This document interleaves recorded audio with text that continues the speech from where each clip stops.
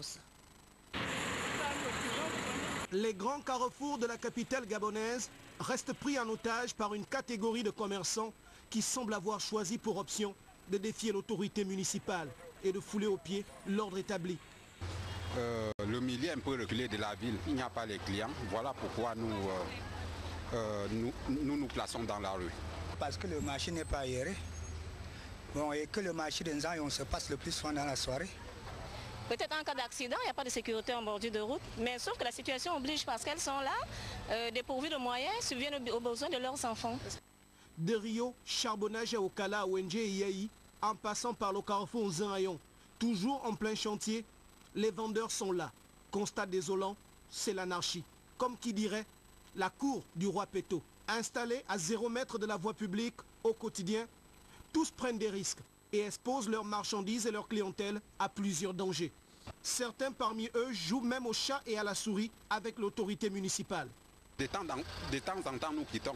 Après vous revenez. Oui, après on revient, après nous revenons. En prévision de la CAN 2012 et dans le souci d'améliorer l'image de Libreville, des mesures ont pourtant été prises pour que plusieurs marchés modernes et sécurisés prennent forme. Entre autres, c'est le cas au marché d'Amboué et de Nzengayon. Nous n'avons jamais refusé d'intégrer le marché de Nzangon, sauf qu'il y a une bonne partie des commerçantes du feu rouge qui ont dit que si les femmes du rond-point n'intègrent pas le marché, elles ne viennent pas. Les femmes du rond-point disent qu'ils ne peuvent pas quitter. Nous on est ici là, mais entre-temps, eux ils sont en train de vendre. Et là nous ne vendons rien, nous passons que la journée là, on arrive, les clients ne viennent pas, nos clients du rond-point n'arrivent pas loin ici. Et le Gabon est bien un pays de droit, où les comportements déviants ne sont plus les bienvenus. Ces femmes-là ne veulent jamais rentrer au marché, on ne sait pas pourquoi. L'émergence, voulue par tous, passera aussi par le retour de l'ordre dans les grands carrefours de Libreville. Merci Yves Oyono. Nous restons à Libreville, la capitale gabonaise, pour constater que la quasi-totalité des rues ne sont pas identifiées. Alors comment font les touristes pour circuler dans cette ville? Le regard d'Armel Baouli. Où l'on peut facilement se retrouver, alors que jusqu'à présent, certains quartiers populaires ne disposent pas d'un véritable plan d'adressage. Il n'y a rien du tout, on ne sait pas sur quel rangement se base, mais écoutez, chacun peut se repérer les endroits, les quartiers, les arrondissements. Ça serait plus facile parce que si on n'a pas cette carte, je ne crois pas que je pourrais les exprimer et se retrouver lors de cette manifestation. Sans un véritable plan d'une ville interactive, il est difficile de connaître où l'on met ses pieds. S'orienter sans un plan d'urbanisation, c'est une autre histoire, confirment les experts. Libreville, juste après la coloniale et quelques temps plus tard, n'a plus respecté les normes d'urbanisme. Les choses se sont faites de manière spontanée et jusqu'à présent, il y a, on va dire, des études qui sont faites pour essayer d'améliorer un peu Libreville. Je sais qu'actuellement, il y a un plan d'urbanisme qui est en train d'être fait. Ce plan d'urbanisme, est-ce qu'il a été accepté? Oui. Mais est-ce qu'il répond vraiment, on va dire, aux conditions réelles de la ville de Libreville, à ses conditions de développement? Je ne pense pas. Je ne pense pas. Donc, il y a ces problèmes-là. Il faut impliquer les professionnels pour réaliser des plans d'urbanisme de Libreville, pour donner des solutions, on va dire, originales. Parce qu'aujourd'hui, les outils d'urbanisme qu'on appliquait il y a 20 ans ne sont plus profitables aujourd'hui pour les populations des villes d'aujourd'hui. Donc, il faut trouver d'autres formes de résolution de ces problèmes-là. Mais je pense que il faut savoir aussi que ce sont des solutions techniques qui coûtent cher. Refaire une ville, réorganiser une ville, restructurer une ville, ça coûte cher, ça coûte de l'argent. Comment alors orienter sa boussole sans un véritable plan d'adressage dans une capitale moderne où les autorités politiques prônent l'émergence? Avec la CAN qui se pointe à l'horizon en 2012, les noms des rues et les adresses demeurent encore un casse-tête chinois pour les autorités et même les Librevillois ont parfois du mal à s'orienter à Libreville.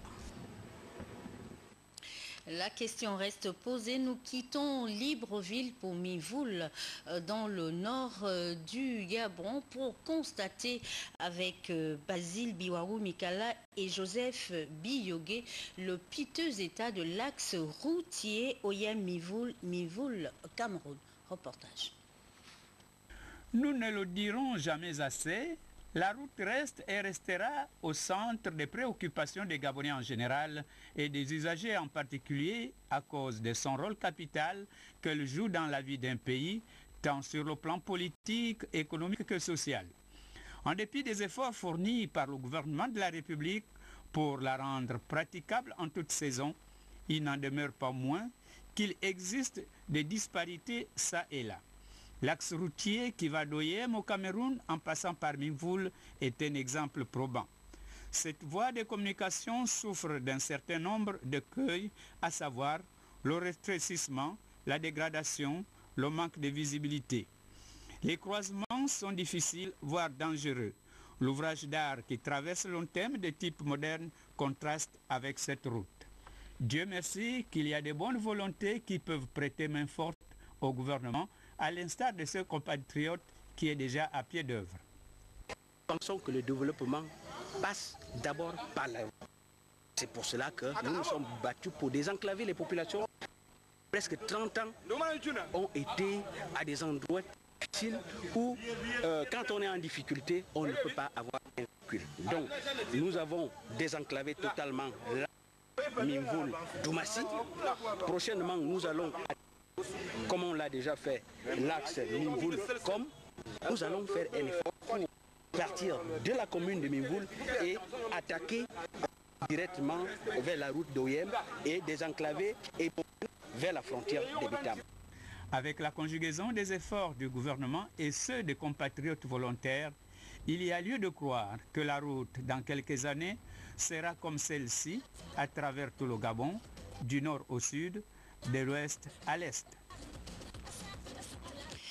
Sur un tout autre plan, dans le deuxième siège du 3e arrondissement de Libreville, au 43e anniversaire du Parti démocratique gabonais en différé, a été un moment de mobilisation exceptionnelle et d'unité.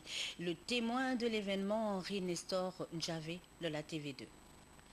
La fête dans les fédérations du deuxième siège du 3e arrondissement de Libreville a draîné militants et militantes du Parti démocratique gabonais.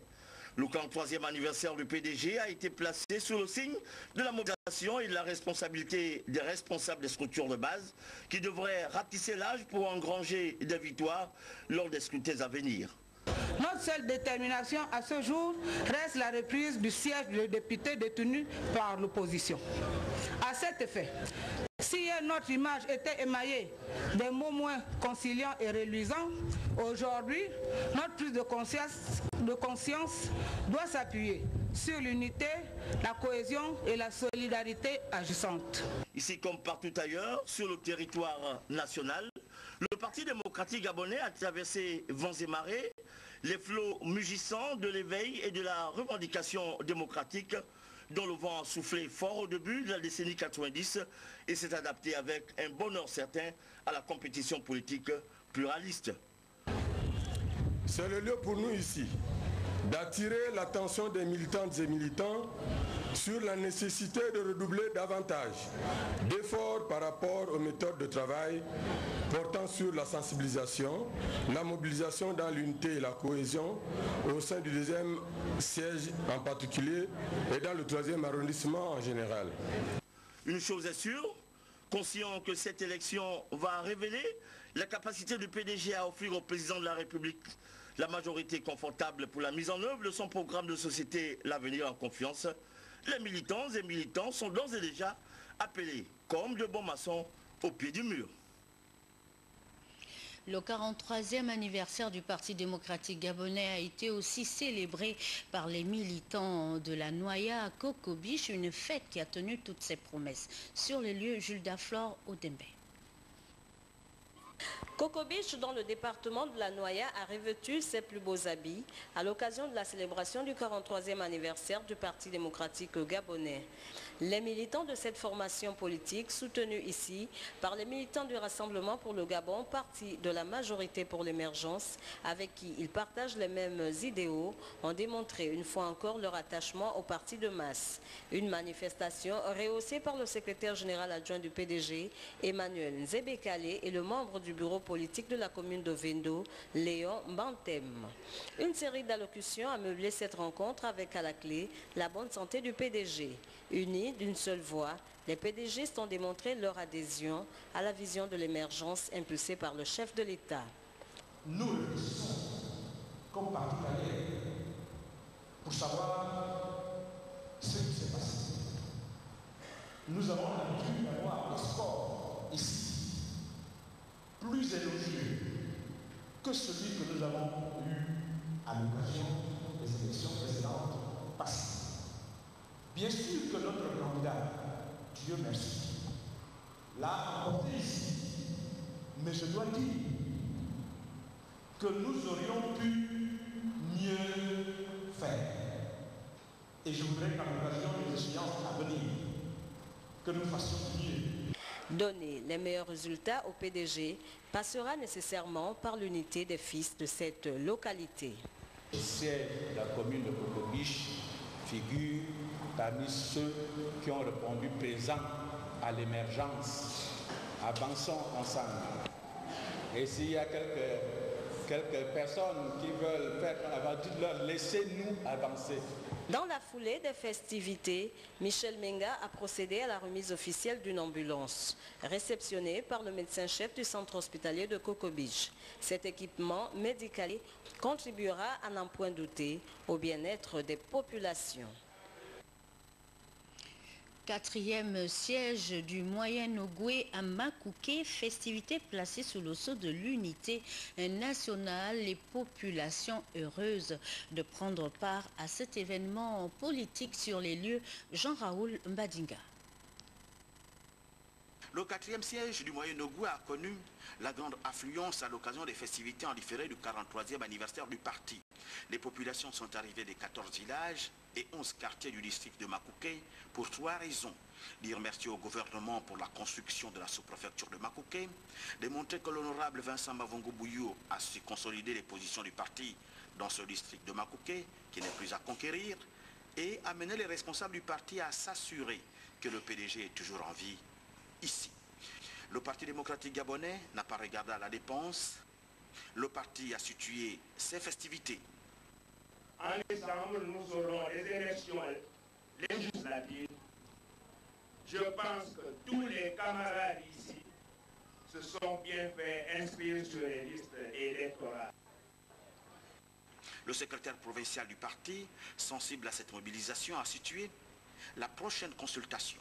Je voudrais mettre à profit ce moment pour attirer votre attention, vous, militants et militantes du PDG, mais également d'autres qui hésitent, qui ne sont pas convaincus qu'il faut venir dans les rangs du PDG pour bâtir ce pays, pour bâtir notre village, pour bâtir Makouké et tous nos cantons.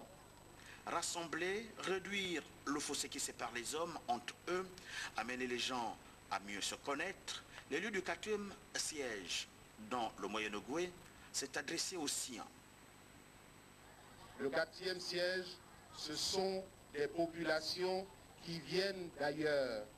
Ces populations doivent vivre dans l'unité. De la politique d'émergence du président Ali Bongo ne sépare pas les uns et les autres. Elle unit tout le monde. Et c'est pourquoi j'ai toujours dit aux camarades militantes et militants du PDG, tout en étant vigilants, il faut savoir accepter celui qui était sorti du parti, qui était parti dans l'opposition et qui veut revenir dans le parti. Makouké reste un siège qui assure déjà un élu PDG dans la future Assemblée nationale.